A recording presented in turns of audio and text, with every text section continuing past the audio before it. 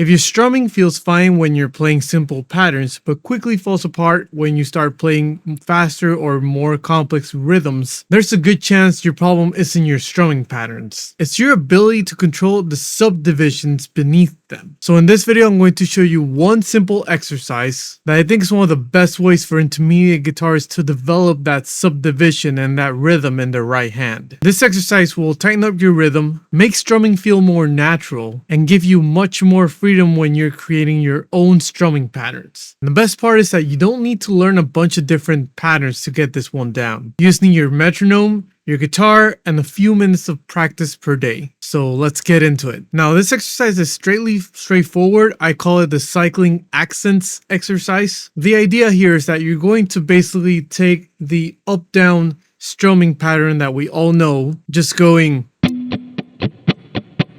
and you're going to cycle the accents between the different beats of a measure. So for example, if we're in 4x4, that means that you're going to accent the first beat first, then the second, then the third, then the fourth. And that's why it's called cycling accents. Now here's the exact step-by-step breakdown of how I would practice this to get my strumming hat up to speed. First, I would put the metronome at 60 BPM. This is usually a pretty good starting spot for most exercises. Then you're going to start strumming continuous 16 notes with the neck covered. So something like,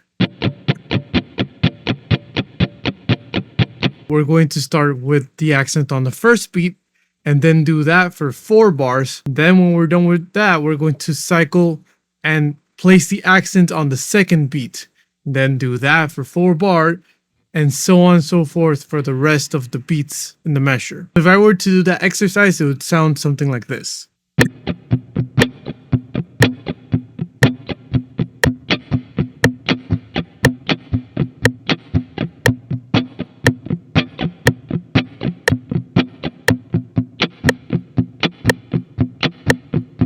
Now once you have that down at 60 BPM or whatever tempo, you got that good, and you can do that for at least 3 times in a row without any errors or mistakes, then you can gradually start to bump up the BPM.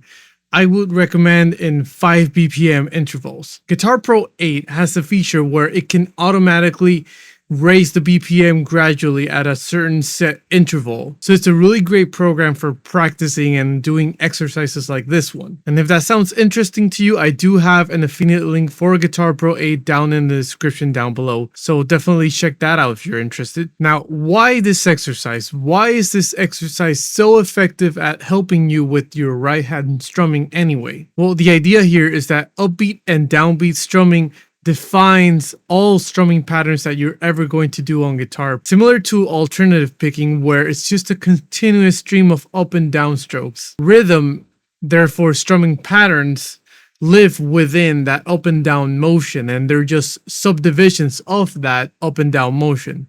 So if you can master that up-down motion and where you place your accents, then that's going to really put you at an advantage when you're going to play a strumming pattern. And the great thing about this exercise is that it helps you manage the subdivisions which make up the strumming patterns that we play on the guitar. So it's really like mastering the building blocks of strumming patterns. And when gradually raising the BPM of this exercise, as you do, you're training your right hand and you're training the muscle memory in your right hand to be able to do this at high speeds. Because if you can't do it at slower speeds, you're definitely not going to be able to do it at higher speeds. Now that exercise as it is, as we've talked about it so far, is already very, very powerful. And most people will be content to leave it at that. But there is a way that we can go beyond using this exercise. And that's doing this exercise in different time signatures. So earlier in this video, we demonstrated this exercise in 4x4, but a lot of strumming patterns that you're going to be playing in the future won't necessarily be in 4x4. You might find something that's in 3x4 or 5x4. So ideally, you should be practicing this exercise not just in 4x4, but in all those other time signatures too. So I'd recommend that you practice it in 3x4, in 5x4, even 7x8 or something like that. And it'll be tricky because those time signatures aren't as common as 4x4, and a lot of people are really used to thinking of everything in 4x4. But by doing this exercise in other time signatures, you'll be putting yourself in the best position to be able to strum any rhythmic pattern in any time signature. So the way that this looks, for example, in 3x4 is that you're going to accent the first beat, then do 4 bars of that, then the second beat, 4 bars of that, and then the third beat, 4 bars of that, and then you go back and do it all over from the beginning again. So, in conclusion, if you want to improve your strumming, don't just memorize strumming patterns. Although that is super important, that isn't the entire equation here.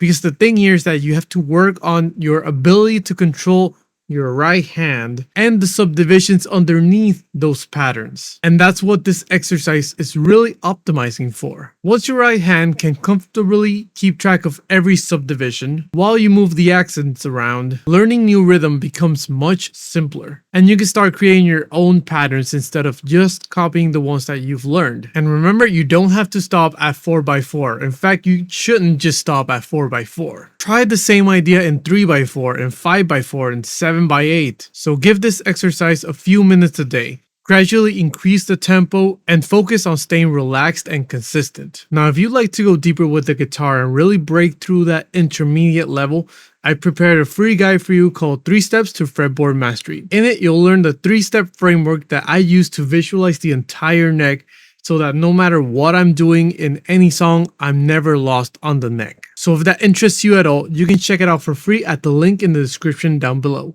And until next time, keep practicing.